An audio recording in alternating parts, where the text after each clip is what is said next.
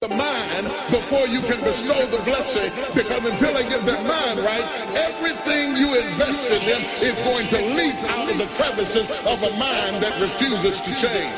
Look at your neighbor and ask him, do you have a mind to change? Wait for an answer. If they said no, drag them to the altar. I got love for my city, ain't no doubt about that. You can tell by the way that I walk, tilt my hat. Mama told me, baby, there'll be days like this where the wicked will try to tempt you, evils will try to friend you. It's the ways of the world, so baby, no need for tissue. Mama, she raised a man, baby, I'm so official. I was dealing with issues from past shit that I've been through. I know the flesh is weak, that's why I pray for the mental. All right. Hey, ladies and gentlemen, we're back on the TMA Radio Show, and it is Tuesday Night Sports Minutes with Jeff, and we're going to be bringing him on shortly. We thank God for this day. Hey, we thank God for you listeners, and we thank God for what he's going to do in our future. I want you to pray for somebody tonight. Let them know that God is able. Let them know that God is real, and he will supply our needs, and he will bless us. He will show us miracles. Amen. I just want to just give God all the glory and all the praise. And I want to thank him for the show, that we might be a blessing to somebody, encourage somebody. You can make it. You are somebody. All right, so stay tuned. We got Sports Minutes coming up shortly, and we're going to weather coming up after that and more. So stay tuned, and we'll be right back.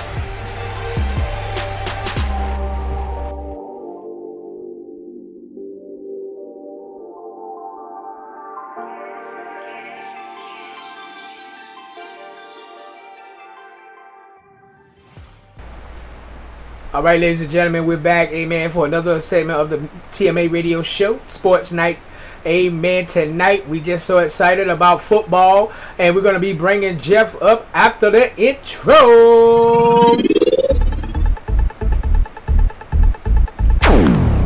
Hey, Jeff, take him away. All right, it's great being back here on the show. Thank you, Minister Ackford, for having me back on. Let's go ahead and we're going to start off with baseball, and we're going to look at the wild card standings, because we are in the last few days of the regular season in baseball, and it's pretty exciting. Take a look at the wild card standings in the American League. The Yankees right now, they have the top wild card spot with a 4-game lead over the third-ranked team. So right now, looks like the Yankees are going to be making it to are going to be in the wild card, but they're losing right now to the Red Sox. For the Yankees to secure a spot, I believe they have to win.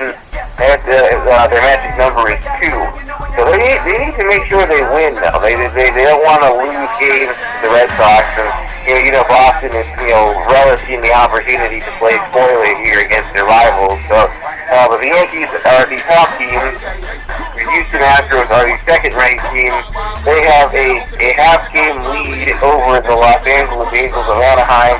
They're tied with LA of Anaheim in the loss column at 74 losses. That's the important column. The win column is one thing, but the loss column is really what's telling here. And only a game and a half behind Houston is the Minnesota Twins, still in the running for that last wild card spot. So we've got 3 teams with 6 games left to the year playing for that final wild card spot.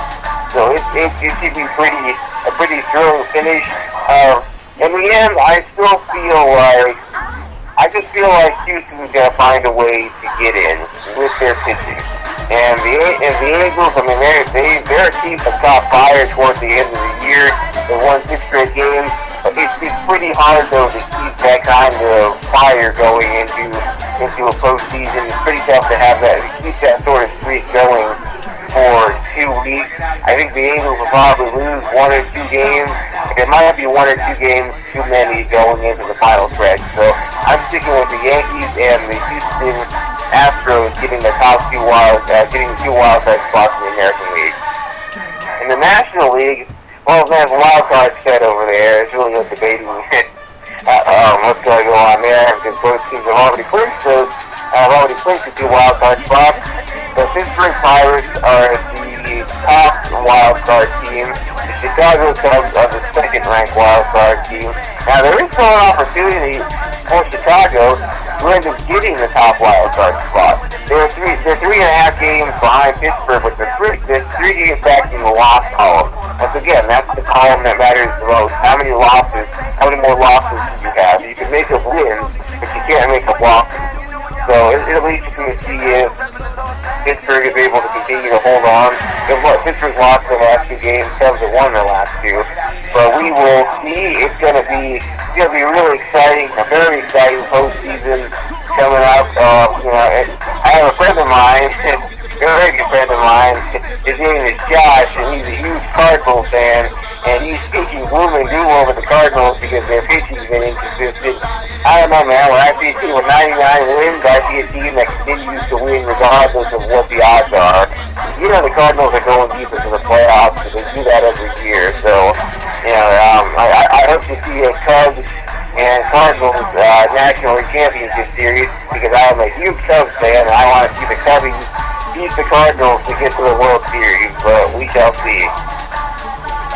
NFL news, some recent trades, some very interesting trades. It looks like the Chicago Bears are going to start jumping players and start rebuilding if we go Jared Allen to the Carolina Panthers. And man, you gotta talk about the rich getting richer, man. You had a Jared Allen, the best defensive line, it just makes them that much more dangerous. The Panthers have been fantastic defensively this year, and their offense has been very good as well at times, and I think they're going to get better.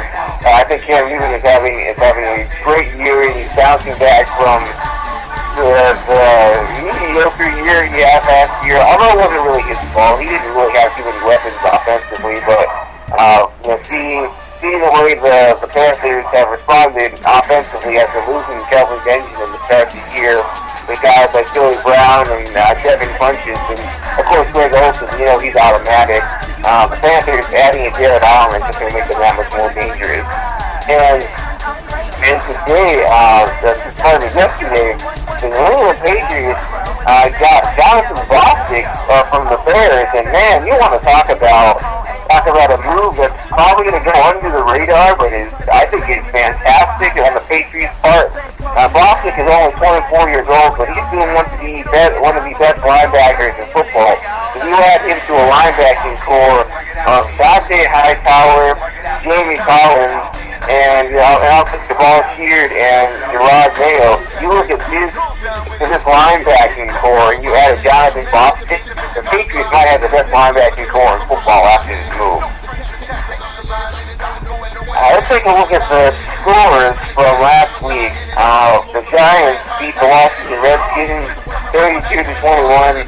Washington, it must be so painful to be a Redskins fan. I mean, I'm not trying to rag on you Redskins fans, but man, it's just bad. I mean, you get RG3 in the first round a few years ago, and now you're already ready to dump him, and you're stuck in Kirk Cousins.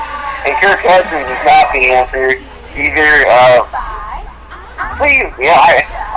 I think that the Redskins should go after Tim Tebow.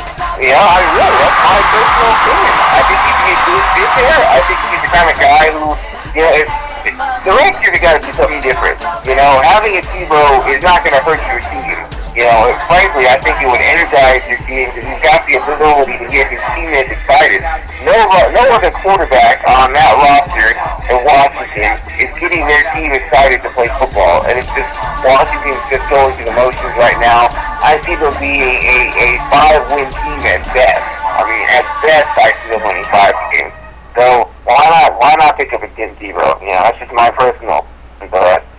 I don't think anyone's going to heed my advice on that one. Also, the Patriots beat the Jacksonville Jaguars in a complete stomping. I mean, it was just embarrassing. The score was 51-17 over Jacksonville.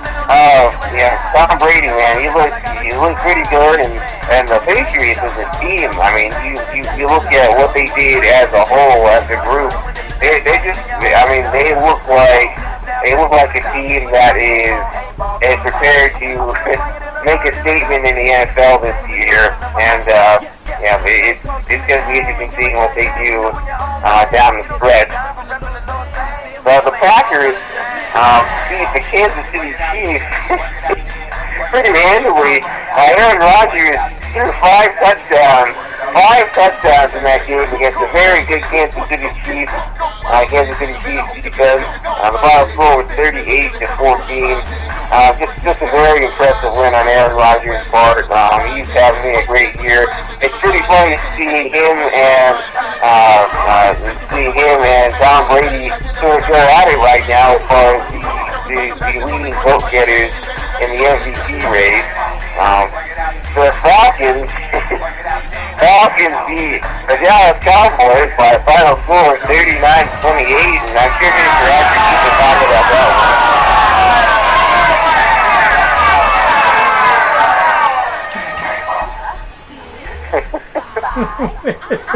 Yeah, it was horrible. It was pretty bad.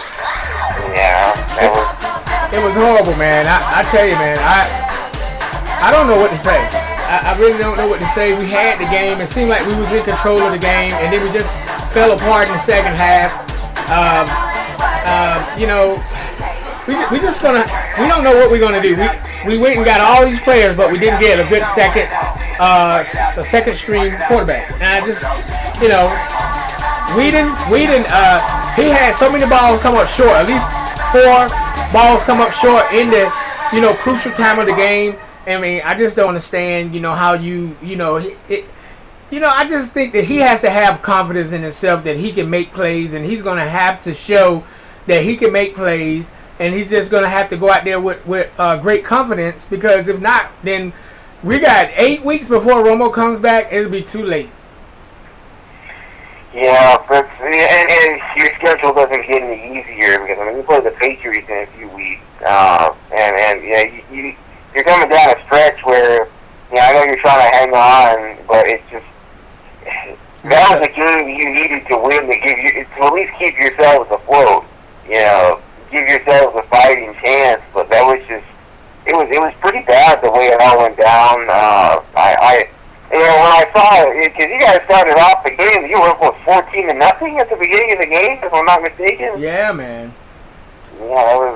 Yeah, it was horrible. Very surprising. Very surprising. I think that, see, what's happening is basically the offense do its job. You know, you might not score every time you have the ball, but at least you're going to give the defense time enough to rest, you know, time enough to recoup. But if you keep going out and the defense is on the field, I mean, granted, you can't play the whole game. I mean, they kind of strive off each other. The offense is doing good, the defense is doing good. But when you get, the defense is much better than I've seen in some years. But I mean, if you keep putting them on the field, I mean, what you gonna expect? You can't hold that the whole game, and with a talented Falcons team that really came alive in the second half, because in the first half, you know, they was a little sloppy, and you know they didn't get a good showing in the first half, but they came out. I'm sure they studied what they need to study, and they adjusted where they need to adjust. And those short routes was not open in the second half. I mean, it just, you know, we didn't gonna have to take. He's gonna have to take charge. I mean, you know, you're the steering wheel and the gas pedal. So you're gonna have to steer yourself in. You're gonna have to press down on the gas. You got to get the team in a position to either score or field goal. But you're gonna have to at least give your defense chance enough to rest. Yeah, it was, as I said, it was one of those games. I mean, when I saw the Cowboys were up 14-0, I was like, well, it looks like got this one. You know, they're picking up right where they left off from last week, and you know, see the final score. I was like, wow. I mean, 39 points given up, and you know, they only scored 14 points in the remaining 3 quarters combined, and that's not. Stuff like that's not going to get the job done. And Julio Jones is, I mean, he's having a great year this year, and you know, he's quickly showing that he is one of the top, if not the top receiver in the NFL right now. You know, it's like, pretty impressive. Like I said, in the second half, they adjusted, You know, the defense is tired. I mean, we should have played a little bit better defense, but you're looking at, we didn't even score in the third and fourth quarter at all. At all. Not a field goal, nothing. And that's, you know, I mean, 14 points in the first quarter, 14 points in the second quarter. You look like you get ready to head to at least a 39, 36 point game. You just blew it. You just blew it. Yeah, it was, as I said, it was pretty bad. You know, once again, it's something that, you know, the Cowboys they got to bounce back quick. They don't have time to mope around and feel bad about this loss, because you got a tough schedule coming up. As I said, in a couple of weeks, you got the New England Patriots coming down there. Of course, you got now you got your division rivals knocking on your door, like the Giants, and you got the Eagles as well. You've got teams that are, you know, that are more than capable of coming back.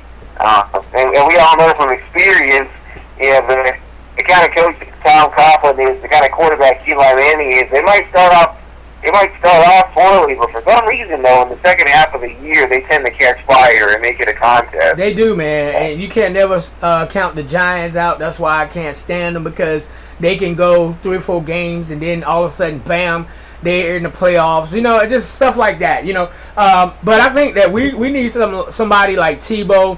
He's not going to throw the long bomb, but he's going to bring the excitement. He can run. He's going to get you those slants. He's going to get you those quick routes, and then if he gets in trouble, he can run. So I just haven't, you know, we didn't gonna have to wake up. The Eagles is cranking up now. They've won their first game. We're looking at also with the Tampa Bay, the Buccaneers. Let me just say this about Jameis Winston. He had 17 for 36.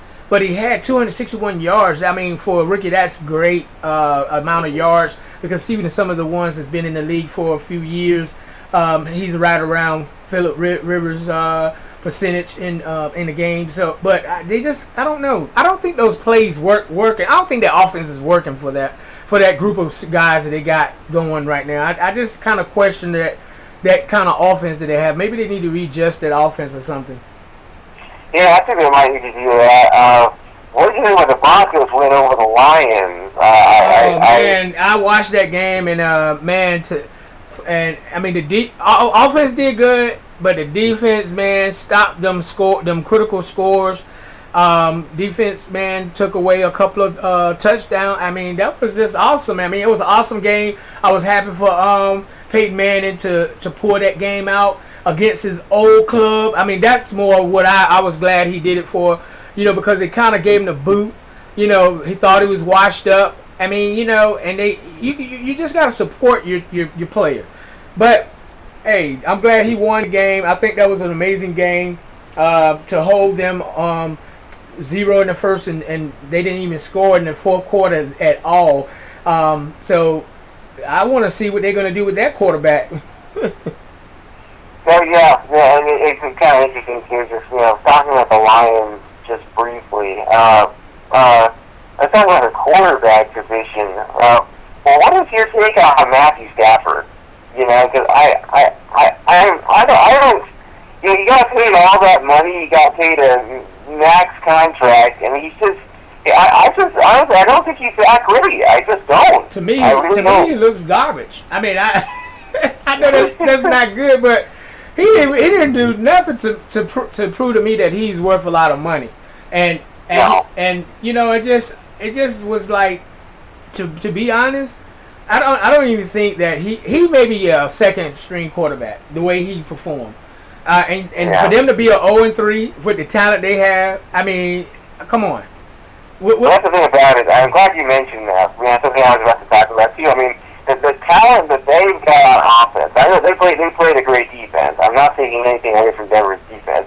Denver to me right now has the best defense in football. But with that being said, though, if you're the Lions, that game last night is a game that you paid Matthew Stafford to get you the W on. That's the game that's the game you paid him to win against the best defensive football You're playing in your stadium. That's a game where the money they're giving you and the talent they're giving you, that's a game that you're being paid to win. You're being paid to beat Peyton Manning on your own field, and Stafford didn't do anything to impress me. I mean, it was, you know, once again, I know the team to league did a great job on Calvin Johnson. I understand that, but I don't know. I just seeing that game, I'm like, you couldn't score points.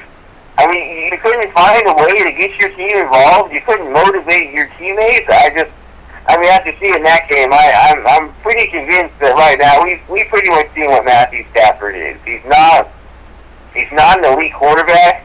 I wouldn't say he's a great quarterback. I don't know if I call him good at this point. I think he's okay. I'll just say he's good for a couple of plays to get to see, well, you know, to come in, substitute for ankle wrapping or something, a finger wrapping. Yeah, he didn't do a good job at all, man. I mean, I just like, where did he get this guy from? I mean, he just didn't do nothing to prove to me that he's going to lead that team into any kind of you know, conference championship or even get to the playoffs. I mean, if he continue, they're going to have to make a decision coming up. These next couple games is you start getting the nitty gritty. You start getting into the meat of the season. You start to get to people wanting to win to get into the playoffs. And if he continue to have, you know, they're 0-3. 2 more games, you'll be 0-5 if you don't win 2 games. Then you're looking at, okay, it's starting to be desperate time, you know, and so they're going to have to make some adjustments. I agree with you, and it's once again to the point now for the Lions where it's starting to become desperation time, and unfortunately you tied up so much money in a guy that you thought was going to be a franchise quarterback, and I just, you know, I was talking to a friend of mine about Matthew Stafford, and a few years ago I was saying that Matthew Stafford reminded me a lot of a modern-day Drew Bledsoe. But here's the difference, though. Drew Bledsoe won. He won games. He got his team to the playoffs. You know, and Drew Bledsoe threw the football a lot. He led the league in pass attempts and completions multiple years. But his team was consistently a playoff team. He led his team to the Super Bowl in 1996. I haven't seen that from Stafford. I've seen a guy who throws a lot of passes, but he's not efficient, though, and he doesn't have that it factor. And that's something you can't teach that. Either you have it or you don't. Yeah, I mean, it's just like, okay, granted, okay, he gonna put up numbers. Say he had 300 yards passing, woo, and then they still lost the game. Yeah. I mean stats that's gonna look good for him, but you can't win. You can't win the game. So we're gonna see what he's gonna do next week or this week, and if he don't win this week, it is like I said, the game 4 and 5 is going to be critical for them, because if they can't get 1 out of the 2, you're looking at, instead of 1-3 or 1-4, you become 0-5, and then you got, you know, everybody's hungry now. Yep. So it's going to be interesting seeing, once again, it's going to be interesting seeing what happens next week and the next few weeks for them, because their season's on the line. Real quick, before I get ready to run, recent report out that Hakeem Nicks and Wes Welker are trying out for the Giants. Well, what's your take on that? You said the Giants? Yes. Well, I think that, you know, if they do try out, it's going to depend on, do they have the money to place them on the roster? Mm-hmm. You know, I think it's a possibility that they can be a great asset. You know, but Giants, you said the Giants, man, I mean, they don't really need a lot of players. They just need to make plays. Oh, yeah, absolutely. And here's the thing. Being a Patriots fan, I've never really been an Eli Manning fan for obvious reasons. But, something I was telling a friend of mine was, if Eli Manning can't lead that Giants team to the playoffs with that receiving core, it's really got to make you question Eli Manning's ability. Because well, you've got a Ruben Randall, you got Victor Cruz coming back from an injury, and you've got Odell Beckham Jr. Randall's a beast. Yeah, I mean, he's incredible. You look at these. And they players. didn't. Yeah, Jeff, they didn't even use him like that. You know, they use him for blocking, and so now he's starting to get the ball. I mean, you didn't know what you have. I mean, I'm looking at this Joker. His Joker is like a beast. He's catch the ball. If he catch the ball on the run, he's got a head of steam. I mean, I'm looking at his size. His hands is good. I mean, you know, and then like I said, they got Beckham, and then they got the salsa boy coming back. So yeah, I do question Eli. I want to know where his head is. I you know, he don't look like the Eli that won the Super Bowl some years ago, a few years ago, when they came back a wild card and won it all. I don't. He has to come back. That one has to come back, because this one is missing the mark at times. You know, and then making not, you know, his judgment's not good. He's like almost like rookie at times, and then he comes back, and then the next game you're like, oh, okay, this is Eli, but then he might, you know, I don't know what's going on with his head right now, but he's gonna have to tighten up. Yes. Yeah. Well, you know, I know you being a Cowboys fan, you don't want to see that, but you know, if there was ever a quarterback who had the receiving core to have a Super Bowl type team. Other than Carson Palmer with what he's got in Arizona. Arizona, to me, overall, they have the best team in football. I mean, they're just incredible. Their defense is fantastic. Their wide receivers are phenomenal. Their running backs are spot on. And Carson Palmer, as we know, has been a professional quarterback. And here's the thing, you know, all the quarterbacks are pros, but then there are guys who are just professionals on and off the field. Yeah. And Carson Palmer is one of those guys where I'm happy to see him go to a place where he's in a position to succeed. I thought the Cincinnati Bengals sabotaged him late in his career. You know, didn't give him the pieces that he needed to be able to get a team to a Super Bowl. But I think he's got the pieces now. I think he's a great quarterback, and I think he's going to lead the Arizona Cardinals to a Super Bowl, because I feel that the Cardinals have the best team in football right now. Yeah, they are doing pretty good, Jeff. We're gonna see. It's gonna be interesting. What you got? Anything else for us, Jeff, tonight? Well, I'm gonna hand things back over to Minister Ackridge. Thank you for having me back on here, and I'll see y'all next time. Goodbye.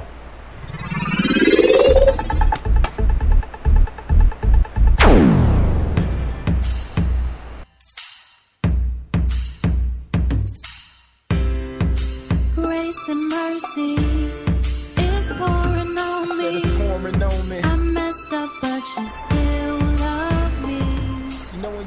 All right, we thank Jeff for another great episode of Sports Minutes of Tuesday night.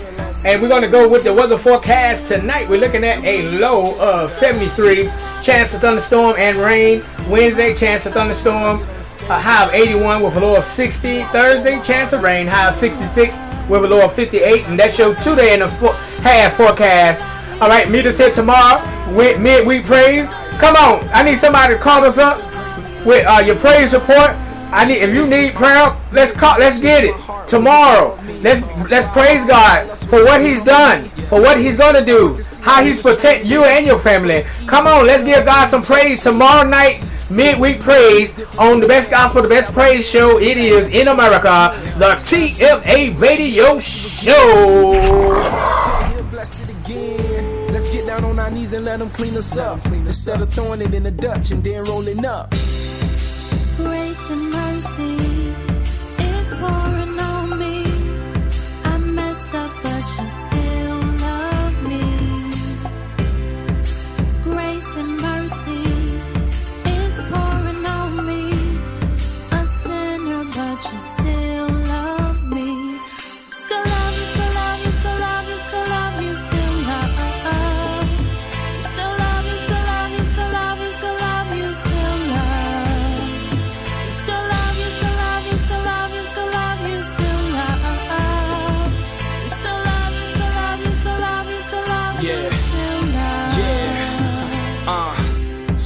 inside, I can feel the pain. Leaving the old ways, yeah, I know the change. I know it. Your old friends still love you, but it's like life going different ways. And God put a church fam in your life, but it's uncomfortable. It really don't feel right. So you try and bring your old friends with you, but God like, I don't need the crew, that's why I called you. And God called you so he can get you right. And put you in a position so he can draw them. See, Jesus. Grace and mercy is pouring on me. I messed up, but you still love me. Grace and mercy is pouring on me. A sinner, but you still love me. Still love you, still love you, still love you, still love you, still love. Still love you, still love you, still love you, still love you, still love. Still love you, still love you, still love you, still love you, still love. Still love you, still love you, still love you, still love you, still love. The greater the struggles you face, the greater the challenges you go through, the greater the turmoil in your life is all the indication that Satan has assigned assassins to terminate you.